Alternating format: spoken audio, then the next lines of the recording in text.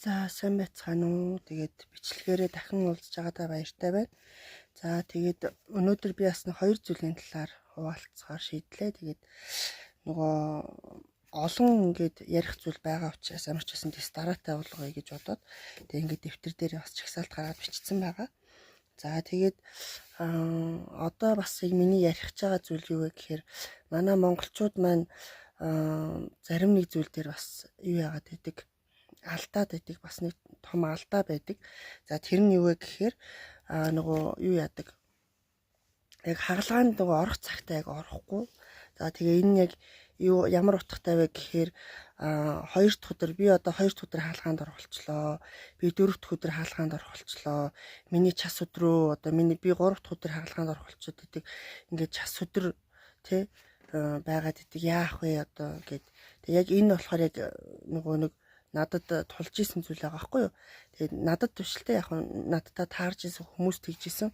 Тэгээ нэг хавдар одоо ингээд үзүүлээд явна гэдэг чинь бараг л дайны талбар дээр одоо байлдж байгаа цэрэг шиг. Тэгээд одоо юу гэдгийг зүгээр нэг аар шархан зүйлээс болоод хагалгаагаа ч юм уу ингээд хоошлуулна гэдэг бол таны амь нас ингээд эрсдэж байгаа шүү. Тэгээд одоо үнэхээр та тийм сүсэг бишрэлтэй хүн байгаа болвол те юу ягаарай. Час өдөр байсан ч гэсэн хамаагүй та хаалгаанд ороорой. Яагаад гэвэл хавдар гэдэг өвчин чинь тоглоом биш. За тэгээд үнэхээр таны сэтгэлтэй тийм сэвтэй санагдаад байвал та одоо сүүгээ өргөөд ч юм уу те өөрөө сүүгээ өргөөд нэг бол ардаа үлдчихэж байгаа ар гэрээрээ ч юм уу ингээд сүү өргүүлээд ч юм уу ингээд хаалгаанд орж огорой. Тэгээд яагаад би ингэж хэлж байна гэхээр за 2017 онд яг намайг үзүүлж явах үед арай л гайгүй байсан. Одоо бол хавдар судлалын эмнэлгийн очор бүр ихсэн байгаах. Тэгээд тэр үед хүртэл нэг ах тэгж ярьж исэн байхгүй юу. Би одоо 20 өдөр хаалгаанд орох болчлоо. Одоо яах вэ? Миний час өдөр байгаамаа одоо яана. Эсвэл хагалгаагаа хоошлуулдаг юм билүү гэд. За гэтэл яг энэ хагалгаа гэдэг зүйлийг чинь тэ товлох гэж өчнөө олон эмч нар, сувилагч нар тэ ярилцаж хэлэлцэж таны энэ хагалгааг ингэж төлөвлөж байгаа. Тэгээд таны хавдарт нийцүүлж тэ одоо энэ хагалгаанд орох боломжтой үе нь байгаа учраас таныг хагалгаанд оруулах га тэ ингэж төлөвлөө цаг нараа ингэж зохицуулаад төлөвлөж байгаа. Гэтэл бид нэг ийм өчүүхэн жоохон одоо мухар сүсэг ч юм уу те яг ийм зүйлээсээ болоод хагалгаагаа ингээд хоошлуулах гэдэг. Тэгээ би танд үнэхээр зөвлөе. Та бити тэгээрээ тэгээд таны тэр хагалгаа хоошлоод ч юм уу те яг тэр зүйлээс болоод магадгүй таны хавдар ахаад одоо юу гэдгийг те ахаад одоо илүү нөгөө хүн чат руугаа орох магадлалтай. Тэгээ таныг хизээ хаалгаанд ор гэж гинөө та яг тэр үед нь ингээд орчиж байгаарэ гэж би танд зөвлөмөр байна. Тэгээ энэ бол яг манай монголчуудад маш том одоо төөрөгдөлч гэх юм уу тийм зүйл амь насаа дэнчин тавьж байгаа тийм зүйл байгаа. Хэрвээ та хаалгаагаа хойшлуулчлаа. Тэгвэл таны тэр хойшлуулсан хаалгаанаас болоод хизээ хаалгаанд ороход та мэдэхгүй шүү дээ. Тийм болохоор хэдэн сараар ч хойшилж болно. Өнөөдөр та хаалгаанд орох юугаа хойшлуулаа гэж бодоход. Гэтэл энэ хаалгаанд орохгүй байснаасаа болоод таны хавдар чинь бүр илүү хүндэрч одоо биеэр чинь тархах тийм магадлал өндөр байдгийг шүү. Тэгээд би зүгээр л яг харж байхдаа яг хавдар судлалын эмнэлгээр явж байхад яг тийм зүйлүүд зөндөө байсан. Би ч гэсэн 4 өдөр хаалгаанд орсон байгаа. Тэгээд манай ээж энэ төр хүртэл 4 дахь өдөр тэгш өдөр ингээд буруу өдрөө орчлоо одоо жоохон тийм өдөр байна гэдэг. Би болохоор ямарваа нэг тийм зүйл бодоогүй. Ямар ч гэсэн хагалгаанд л орж ивэл одоо хэд дэх өдөр байсан ч хамаагүй гэж би дотроо бодож ирсэн. Тэгээд ямар ч гэсэн би 4 дахь өдөр хагалгаанд орсон. Надад одоо янз бүрийн тийм муу зүйл ч юм уу болсон юм бол байгаагүй. Тэгээд байхчгүй одоо тэгээ ингээд ямар ч гэсэн та нартай зөвлөгөө өгöd би ингээд сууж байгаа шүү. Тэгээ та нар нь бити яг ийм зүйл дээр алдаарай. Хэрвээ үнэхээр сэтгэл чинь сэвтэй санагдаад байвал өөрөө сүүгээ өргөөд ард үлдэж байгаа хүмүүсээрээ сүүгээ өргүүлээд одоо юу гэдэг үнэхээр та тийм сүсэг бишрэлтэй хүн байгаа бол тэгээрэй л гэж би зөвлөмөр байна. За тэгээд бас нэг хуваалцах сэдэв маань юу вэ гэхээр за би ямар ч гэсэн ингээд туяа амжилгаанд ороод 45 хоног хэвтээд ингээд туяа эмчилгээ маань ингээд амжилттай дууссан. За тэгээд туяа эмчилгээний маань үр дүн яг юу гэж гарсан бэ гэсэн чинь минийх 98% эдгэрэлтэй гарсан байгаа. За тэгсэн намайг эмчилж байсан эмчийн хэлсэн зүйл намайг бүр их баярлуулсан. Тэр нь юу байсан бэхээр за ямар ч байсан одоогийн байдлаар тий одоо 2017 оны байдлаар 98% эдгэрэлтэй одоо энэ умаа хүзүүний хавдар 98% эдгэрэлтэй гарсан хүн тун ховроо тий хамгийн дээдл нь 95%-тай эдгэрч гарч исэн. Чинийх бараг л ингээд эдгэрсэн гэсэн үг гээд яг ийм хариу надад хэлсэн. Би энэ хариуг сонсоод үнэхээр их баярлсан. Оо ямар гоё юм бэ тий үнэхээр гоё байна. Үнэхээр тий ямар ч гэсэн энэ өвчнийг ингээд тий давж ялж ард нь гарч чадлаа гэж би бодсон. За тэгээд туяа эмчилгээ дуусаад бас эмчилгээ дуусаагүй. Тэгээ би химийн эмчилгээнд орсон байгаа. За тэгээд туяа эмчилгээнээс илүү химийн эмчилгээ бол намайг үнэхээр шантрааж чадсан ганц одоо эмчилгээ байгаа. Тэгээд химийн эмчилгээнд би 4 удаагийн химийн эмчилгээнд орсон. Цаашаа 2 удаа химийн эмчилгээнд орё гэхэд нь бараг би өөрийнхөө саналаар би цаашаа өргөжлүүлж чадахгүй химийн эмчилгээг би цаашаа өргөжлүүлж чадахгүй гэж хэлээд тэгээд би химийн эмчилгээгээ зогсоосон байгаа. Тэгээд за химийн эмчилгээ гэдэг маань химийн тариа тарина гэсэн үг. Химийн тариа тарина. За тэгээд эхний химийн эмчилгээ би өдрийн химийн эмчилгээнд явсан. Өдрийн химийн эмчилгээ гэхээр яадаг вэ гэхээр өдрийн химийн эмчилгээ нь болохоор өглөө эрт очоод тэгээ эмчтэй үзүүлээд тэгээд эмч маань за одоо энэ хүнд ийм тунтай ийм одоо тариа хийх юм байна. Ийм нэртэй, тийм нэртэй химийн тариа хийнэ тий. Араас нь ийм туслууд явна. За ходоод хамгаалах, элэг хамгаалах гэл тий. Бөөлжилтийн эсрэг гэдэг ийм тарианууд хийн гэдэг ингээд бичээд за тэгээ тэрний дагуу яг ингээд юу хийдэг байгаа. Эмчилгээ хийдэг байгаа, тариа хийдэг байгаа. За тэгээ өдрийн химийн эмчилгээнд өглөө эрт очиж бас нөгөө суудлаа авахгүй бол хүн маш их байдаг. За тэгээд хүн их байгаад суудалгүй болоод гадаа коридорт зун. За химийн эмчилгээ бол зүгээр нэг 500 грамтай тусал гүйлгэхтэй адил бол биш. За өглөө бараг эмнэлэг онгоохтой зэрэгцэж очоод эмчтэй үзүүлээд за 10 цаг хамгийн эртдээ 10 цаг. За заримдаа жоохон оройтлоо гэхэд нэг 12 цаг ч юм уу. Тийм гэж нөгөө химийн тариа маань эхэлдэг байгаа. За тэгээд химийн тариа маань маш удаан явна. Удаан ингэж явдаг учраас олон цагийг зарцуулна. За тэгээ олон цагийг зарцуулж байгаа учраас удаан суухад бие чилэн те. Тэгэл ер нь жоохон хэцүү байдаг. Тийм болохоор эрт очоод суудлаа авахгүй бол коридорт ингэж явган сууна гэдэг бол хэцүү. Тэгээд эрт суудлаа авчих юм бол ямар ч гэсэн хэвтэж болно, босож болно те. Ингэ сууж болно. Ингээд ийм байдаг. За тэгээд химийн эмчилгээ, эхний химийн эмчилгээ явсан. За эмч ус унана гэж хэлсэндээ яг би бас бэлтгэлтэй байсан л да. Ус унах юм байна. За өсөл унана гэж би бодож исэн. За тэгсэн хоёр дахь химийн эмчилгээнд дээрээсээ өсч унана шүү гэж хэлсэн чинь минийх эхний химийн эмчилгээнд дээрээсээ миний ус унсан. За эхлээд ус унаад байгаагаа би юусоо мэдээгүй. Тэгсэн чинь яаж мэдсэн бэ гэсэн чинь нөгөө үсээ ингээд угаасан байхгүй юу? Тэгсэн чинь бүр ингээд туг тугаараа очиж байсан. Тэгэл яг ус унаад байгаа юм байна гэд. Тэгээ нөө миний ус ингээ бас урт байсан л да. Яг одооных ч ер нь нэг иймэрхүү урт. Энэ шүлжсэн байгаа болохоор жоохон богинохон болчиход байна л да. Тэгээ ер нь иймэрхүү урт байсан. Тэгээ би яг тэр үсэндээ айгүй дуртай байсан л да. Хайртай гэх юм уу. Ер нь үсээ ургуулахгүй богино үстэй байжгаад бараг л анхны удаа шахуу юугаа ургуулсан л да. Үсээ ургуулад тэгээ тэр үсэнд их дуртай байсан. Тэгсэн чинь яг химийн эмчилгээ хийлгээд ус маань ингээ унсан. За тэгээд бас сэтгэлийн бэлтгэлтэй байсан. За ус маань унах юм байна гэд. За тэгсэн яг ингээ ус унаад ирэхээр ингээ сэтгэл аягүй сонир болчихдөг юм лээ. Одоо юу гэдгийг яг тийм жоохон үгээр хэллэхийн аргагүй нэг юм сонир мэдрэмж төрдөг юм бэлээ л те. Тэгээ сэтгэлийн бэлтгэлтэй байсан ч гэсэн яг ус унаад ирэхээр өөр ирэхгүй сэтгэлээр унаад аягүй амар санагддаг юм бэлээ. За тэгээд эхний химийн эмчилгээнд дээрээс ингээ ус унсан.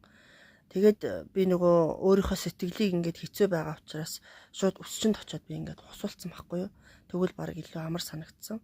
Тэгээд ингээд химийн эмчилгээгээ өргөжлүүлээд ингээд явсан байгаа. Тэгээд ганцхан ус унаад зогсоогүй миний биед байдаг бүх ус унсан. Хөмсөг байхгүй, сормос байхгүй тий ингээд нөгөө хүний бие дээр шар уснууд байдаг штэ тий тэр шар уснууд хүртэл ингээд байхгүй хүний биеинд байдаг бүх л ус ингээд унцдаг юм байлээ. Тэгээд би ингээд сүүлдээ нөгөө сормосоо тоолдог болсон байхгүй юу. Би эхлээд нөгөө сормосоо унж байгааг ерөөсөө мтээгүй хөмсгөө унж байгаагч би ерөөсөө анзаараагүй үсээл амар ягаадсан. Тэгээ нэг удаа толинд ингээд харсан ч бүр ингээд би мэв мэлзэн болцсон тий. За юу яа бичлэгээ тастаад хайчлаа тэгээд дахиад өргөжлүүлье. Тэгээд нөө мэм мэлзэн болсон гэд туссан байлээ гэхгүй юу. Тэгээд ямар ч байсан бүх ус маань ингээд унаад хөмсөггүй, сормосгүй болсон. Тэгээд би нөгөө сормосоо ингээд тоолдог гэсэн толинд сүлдээ мэдчихээ толинд хараад за энэ нүдэнд маань 3 сормос, энд байна 4 сормос гэдэг ч юм уу тий. Тэгээд сүлдээ нэгээр нь бараг тоолсороо сүлдээ ганцхан ширхэг сормос үлдэхээр яана ганц үлдчихлээ гэд. Тэгээ нэг өглөө унтаа босоод ирсэн чи нөгөө ганц сормос маань хүртэл байхгүй болчихсон байсан. За тэгээ гих мэтчлэн яг химийн тариа болохоор яг иймэрхүү зүйлүүд ингээд одоо ус унгаадаг ч юм уу тий яг ийм зүйлүүд ингээд тулдаг.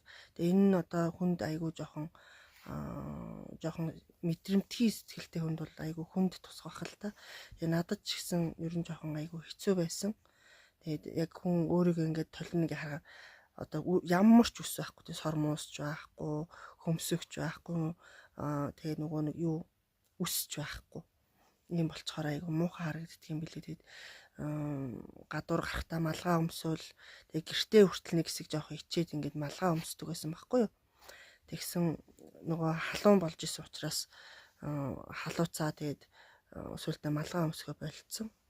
Тэгээд ямар ч гэсэн энэ уюудад юу гэдгийг манай гэр бүлийнхэн миний ээж, миний хаан, миний үр хүүхдүүд яг одоо юу гэдгийг маш сайн сэтгэлийн дэм өгч чадсан. Тэгээд би нөгөө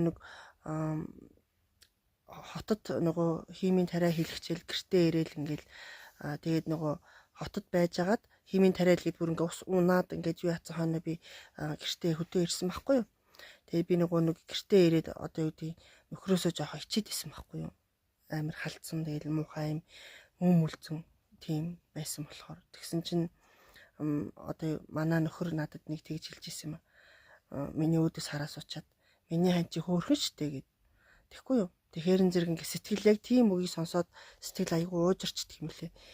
Хэдий те одоо юу байсан ч гэсэн ингээд ус маань унсан ч гэсэн те нөхөртөө те хандаа ингээд хөөрхөн л харагддаг юм байна даа гэж хүүхдүүд маань хүртэл те миний ээж хөөрхөн шүү гэл ч юм уу.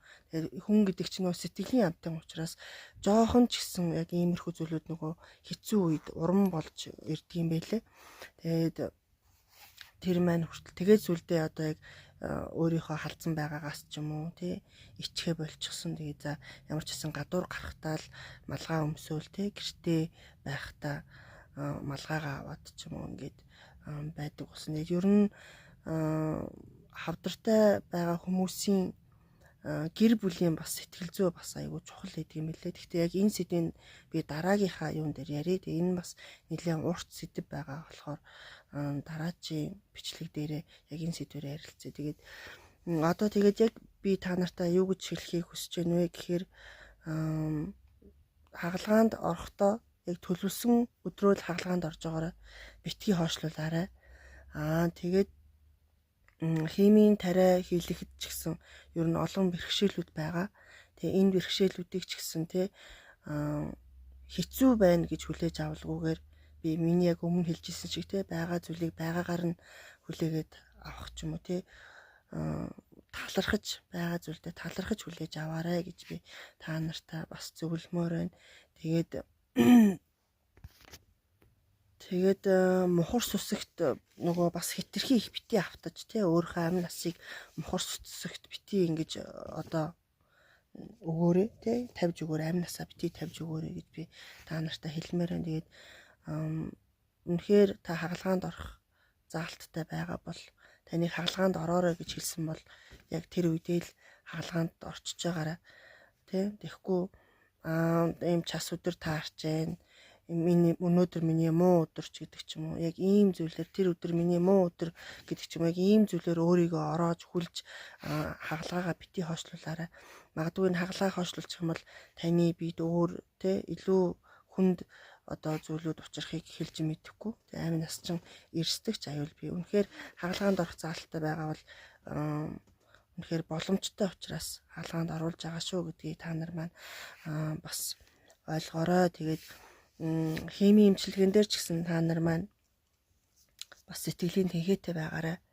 Тэ болж игэл юм идэж байгаад бөөлж жагаорой гэж би зөвлөмөр байна. Би болохоор үнэхээр юм идэж чаддгүй байсан.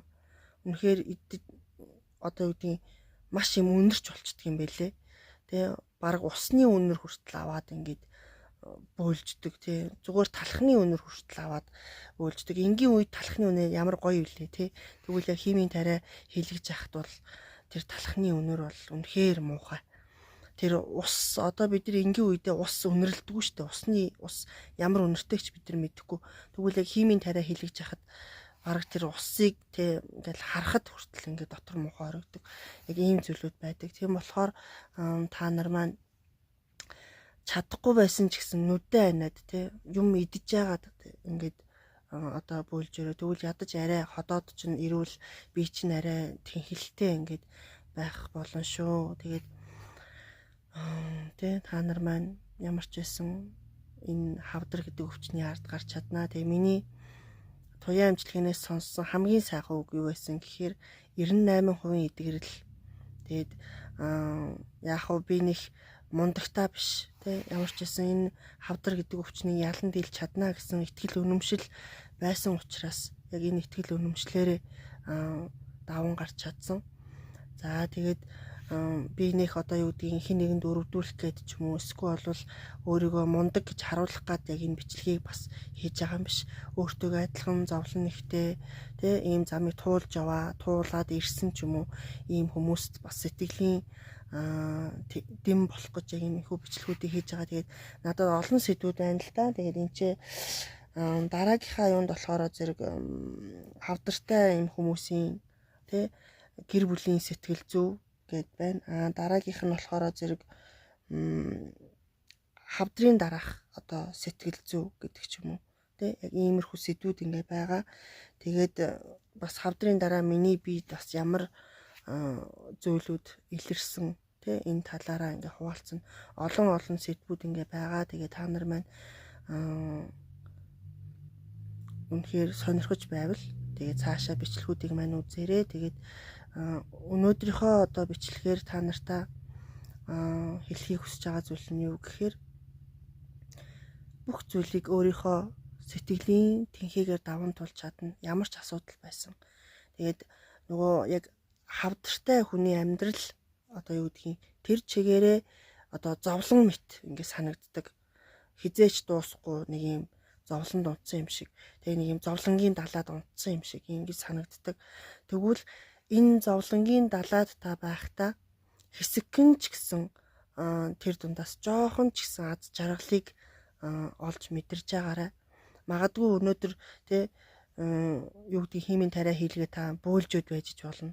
Гэхдээ энэ дундаас та ямар одоо сайн зүйлийг олж хармаар байна. Та тэр зүйлийг олж хараарай. Үнэхээр та Монголдо химийн эмчилгээ хийлгээд ингээ явж байвал түүндээ талархаарай.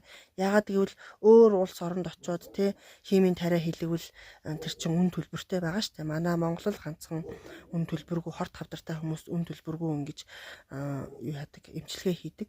Тэгвэл өнөөдөр та тий хавдартай байсан ч гэсэн тий химийн тариа хийлгээд ч юм уу ингээ явж ивэл одоо яг байгаа зүйлдээ талархаа. Би яг энэ Монголдо ингээд химийн тариа хийлгээд ч юм уу байж байгаа та талархъя гэдэг ч юм уу жижигхэн зүйлүүдээс талархах зүйлсийг олж хараарай. Тэгвэл тэр одоо дуусахгүй мэт тэр хэцүү тэр далай дотор одоо юу гэдгийг нэг сэлүүрээс тий та баг ингээд хатгаад авж байгаатай адилхан тий усан онгоцны ч гэдэг юм уу завны сэлүүрээс хатгаад авж байгаатай адилхан гэсэн үг шүү.